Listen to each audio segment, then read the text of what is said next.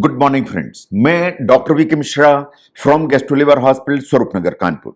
आज मैं बात करूंगा कॉन्स्टिपेशन के बारे में। जहां तक कब्जियत का सवाल है, कब्जियत बहुत ही कॉमन प्रॉब्लम है। जो कब्जियत है वो आपकी लाइफस्टाइल के चलते हो सकती है, आपकी हैबिट का हिस्सा हो सकती है, कभी कभी ये बीमारी के चलते आती है। इनको आज हम एनालाइज करने की कोशिश करेंगे।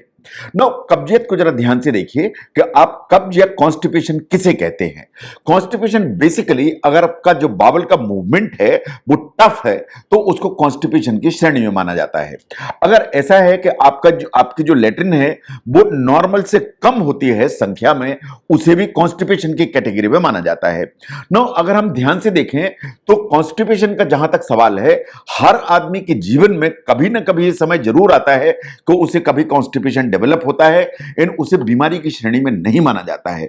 यह बात सही है कि आपको कॉन्स्टिपेशन है, आपको लैट्रिन प्रॉपर हो जाती है, आप लैट्रिन प्रॉपर कर लेते हैं तो आपको ओवरऑल जो फीलिंग है वो बेटर तो होती है, क्योंकि कॉन्स्टिपेशन अपने आप में एक प्रॉब्लम है। नो, एक बार रोज कितने बार जाना चाहिए किसी व्यक्ति को लैट्रिन, ये एक क्वेश्चन है। ये इस पर डिपेंडेंट है कि आज आपको लैट्रिन हुई, दोबारा कल होगी या परसों होगी। ये पर्सन टू पर्सन वेरी करता है। जरूरी नहीं है कि हर आदमी को रोज लैट्रिन हो। देयर आर सर्टेन पीपल जिनको दिन में 3 बार लैट्रिन होती है, लेकिन देयर आर सर्टेन पीपल जिनको 3 दिन में 1 बार होती है या हफ्ते में 1 या 2 बार होती है।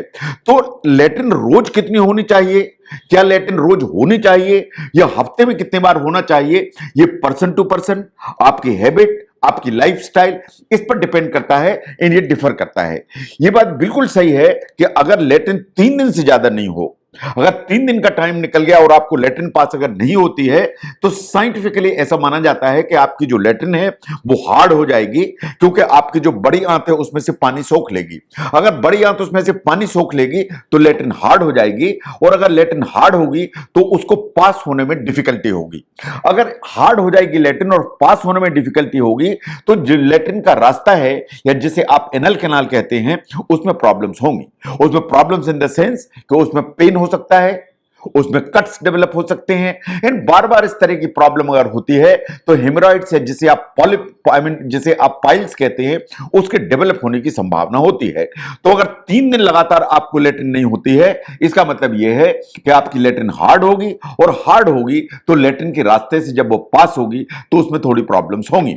नो, कॉन्स्टिपेशन के जो अलग अलग सिम्टम्स हैं उनको जरा आप ध्यान से देखिए कि आप किस कैटेगरी में आते हैं अगर आपको कॉन्स्टिपेशन है तो, या कंसेप्चुअली आप कॉन्स्टिपेशन किसे कहते हैं। अगर आपके जो बावल के मूवमेंट्स हैं वो रेगुलरली रोज नहीं होते हैं, आपको 1 दिन 2 दिन के अंतराल से होते हैं, इसे कॉन्स्टिपेशन की श्रेणी में माना जाता है। ये बात बिल्कुल सही है। अगर आप लैट्रिन जाते हैं और उसमें आपको बहुत स्ट्रेन करना पड़ता है, बहुत ताकत लगानी पड़ती है, उसे भी कॉन्स्टिपेशन की श्रेणी में माना जाता है। अगर आपको लगता है कि आपकी जो लैट्रिन है वो स्मॉल अमाउंट होती है एंड हार्ड होती है, उसे भी कॉन्स्टिपेशन की श्रेणी में माना जाता है। अगर आपको लैट्रिन जाने के बाद भी इस तरह की फीलिंग है कि पेट साफ नहीं हुआ या पेट पूरा खाली नहीं हुआ या आपको दोबारा जाना है, इसे भी कॉन्स्टिपेशन की श्रेणी में माना जाता है। अगर लैट्रिन करने के बाद भी आपको लगता है कि पेट आपका काफी फूला हुआ है या ब्लोटिंग की फीलिंग है, तो साइंटिफिकली इसे भी कॉन्स्टिपेशन की श्रेणी में माना जाता है। Then there are certain people जिनको लैट्रिन करने के लिए और कुछ एडिशनल सपोर्ट चाहिए, इन द सेंस कि पेट को दबाने की जरूरत पड़ती है, यह भी कॉन्स्टिपेशन की श्रेणी में है। बहुत लोगों को अगर लैट्रिन नहीं पास होती है तो फिंगर यूज करनी पड़ती है, एनल कैनाल में पास करके लैट्रिन निकालनी पड़ती है, इसे भी कॉन्स्टिपेशन की श्रेणी में ही माना जाता है। नो, अगर हम और भी काजेस को देखें जो कॉन्स्टिपेशन लेके चलते हैं, उनको जरा ध्यान से देखिए। तो अभी तक हमने सिम्टम्स देखे, अब कॉन्स्टिपेशन क्यों होता है उसके काजेस पे हम बात करेंगे। नो, आप जो भी खाना खाते हैं, अगर आपने रिसेंटली कोई चेंज किया, उस चेंज के चलते कॉन्स्टिपेशन डेवलप हो सकता है। इन द सेंस कि आप पहले बहुत हरी सब्जियां खाते थे, सलाद गूदे वाले फल खाते थे, अचानक से आपने लो फाइबर डाइट जैसे अंडे है, मीट है, चिकन है, इस पे शिफ्ट किया एंड फाइबर की मात्रा आपने कम की, उसके चलते कॉन्स्टिपेशन हो सकता है। इट इज क्वाइट पॉसिबल कि आपने खाने की मात्रा कम की, उससे भी कॉन्स्टिपेशन डेवलप हो सकता है। नो, अगर आपने अपनी एक्टिविटी चेंज की, जैसे आप रोज पहले एक्सरसाइज एक्सरसाइज करते थे, एरोबिक्स करते थे, दौड़ने जाते थे, अब आप किसी काम में ऐसे फंस गए कि आपने एक्सरसाइज बंद कर दी, तो आपको कॉन्स्टिपेशन डेवलप हो सकता है। No, it all depends upon कि आप दिन भर में पानी कितना पीते हैं। मान लीजिए आपका काम कुछ ऐसा है कि जिसमें आपका पानी का इंटेक कम है, आप 24 घंटे या मोस्ट ऑफ द टाइम आप एयर कंडीशनिंग में बैठते हैं, या आप उस तरह की तरफ के एरिया में रहते हैं जहां ठंड ज्यादा होती है, तो नेचुरली आपका वाटर का इंटेक थर्स्ट कम होने से कम हो जाता है। तो अगर आप कॉन्शियसली पानी ज्यादा नहीं पिएंगे तो आपको कॉन्स्टिपेशन डेवलप होगा। नाउ ऐसे ही अगर आपकी जो डाइट है उसमें जो फाइबर है उसकी मात्रा कम है तो भी आपको कॉन्स्टिपेशन डेवलप होगा। नाउ बहुत लोग बहुत डेयरी प्रोडक्ट्स खाते हैं, जैसे दूध पीते हैं, रबड़ी खाते हैं, मलाई खाते हैं। इन बहुत सारे देशों में तो जो चीज है वो बहुत ज्यादा मात्रा में खाया जाता है। ऐसा माना जाता है कि अगर आप डेयरी प्रोडक्ट्स बहुत ज्यादा इस्तेमाल करते हैं तो इट्स क्वाइट पॉसिबल कि ये आपको कॉन्स्टिपेशन पैदा करा दे।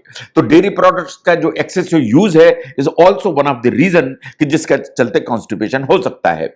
नो, अगर आपकी लाइफस्टाइल ऐसी है कि आप बैठे बैठे काम करते हैं, आप बहुत एक्सरसाइज नहीं करते हैं, आपकी जो डेली एक्टिविटी है वो लो लेवल पे है, तो ये कॉन्स्टिपेशन का बड़ा इंपॉर्टेंट काज है। इसको आप ध्यान से देखिए।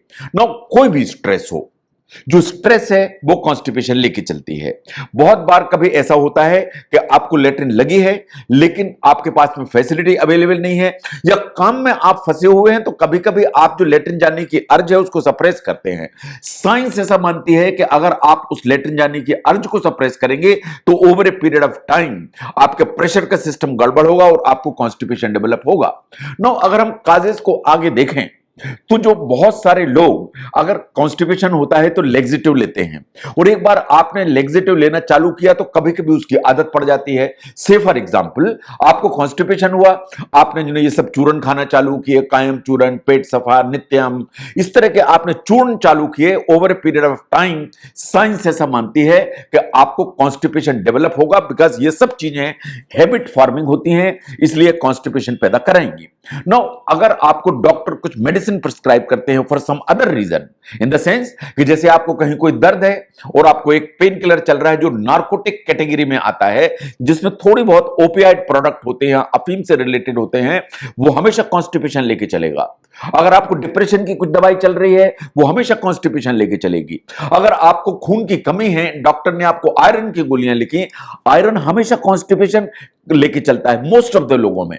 ऐसे ही अगर आप एसिडिटी के लिए एंटासिड लेते हैं जो कि बेसिकली कैल्शियम बेस्ड है या कि एल्यूमिनियम बेस्ड है, अगर इस तरह के एंटासिड आप यूज करते हैं तो भी आपको कॉन्स्टिपेशन हो सकता है।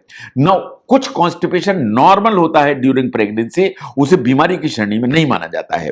Now there are certain other reasons for constipation, मैं चाहता हूं कि आपकी नजर में होने चाहिए।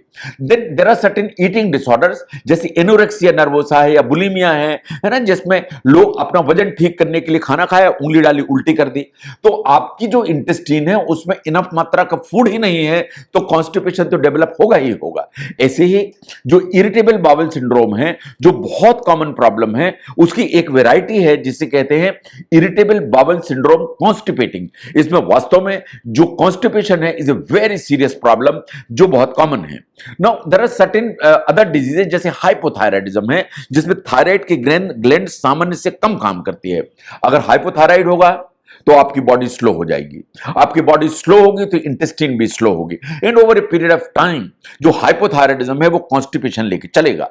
नाउ जो बड़ी आंत है उसको आप ऐसा मान के चलिए कि पाइपलाइन जैसी है, इसमें कोई भी रुकावट हो, चाहे वो नैरो हो जाए, चाहे वो सिकुड़ जाए, चाहे उसमें कोई गांठ पैदा होना चालू हो जाए, इसका मतलब यह है कि चाहे स्ट्रक्चर बने, चाहे वो ग्रोथ बने, तो किसी भी उससे अगर नैरोइंग होगी तो कॉन्स्टिपेशन डेवलप होगा। ऐसे ही कुछ न्यूरोलॉजिकल प्रॉब्लम्स होती हैं जो कभी कॉन्स्टिपेशन लेके आती हैं, जैसे ओल्ड एज में आपने देखा हो कि कंपन रोग चालू हो जाता है जिसे पार्किंसोनिज्म कहते हैं। ऐसे ही एक और डिजीज है जिसे मल्टीपल स्क्लेरोसिस कहते हैं। ये दोनों न्यूरोलॉजी की उस तरह की प्रॉब्लम्स हैं जिसमें कॉन्स्टिपेशन बहुत कॉमन समस्या है जो ये पेशेंट्स फेस करते हैं। ऐसे ही अगर ऐसी कोई नसों की प्रॉब्लम है, जो डाइजेस्टिव जो ट्रैक्ट है या हमारी इंटेस्टाइन है उसकी एक्टिविटी या मसल्स को कमजोर करती है, तो भी कॉन्स्टिपेशन डेवलप होगा।